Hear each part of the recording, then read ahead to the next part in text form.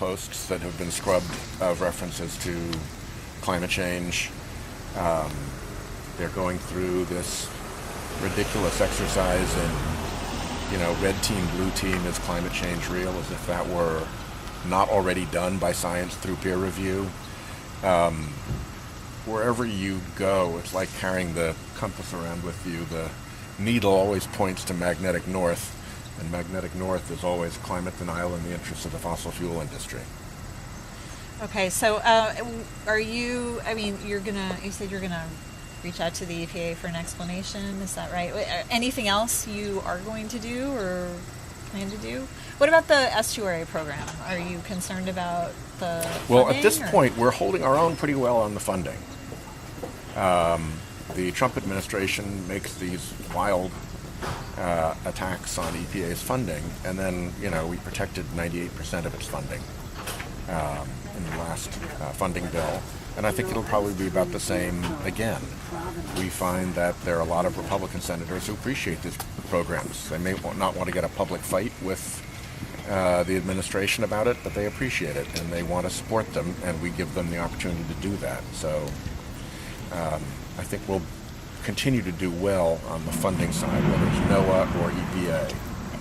Thank you. Senator, I'm sorry we came in late, but what's your first blush reaction when you heard the EPA has canceled these three from participating in this program? My first blush reaction is that because this was going to be about climate change, as today's headline shows is so relevant to Narragansett Bay, they simply don't want to allow those words to be said, and they don't want people from their agency to be caught saying them. In the same way that they're stripping the language out of their website and out of the programs that they fund. It's just been a constant effort at trying to silence conversation about climate change. How do you feel about that? It makes me feel a little bit sick to my stomach, frankly, that would happen in the United States of America. There are plenty of countries overseas where I've lived and traveled in which control over what is said by the government is the standard operating procedure. I remember going down to Florida and being told that my conversation with the scientists there had to be cleared by Tallahassee because Governor Scott is a climate denier and won't allow conversations about this and has the term scrubbed out of official publications.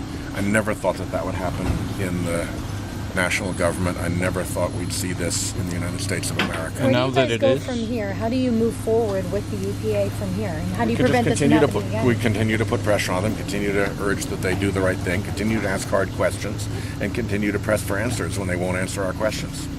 That's pretty much Do you what think we're your left with, and conference that's what we're on gonna Friday, do. was so critical of the administration, yours and Secretary Kerry, that maybe this was a response to that? No, I don't think so. I think once they figured out in Washington that these guys were going to talk about climate change, they shut them down. That's my guess. Thank you.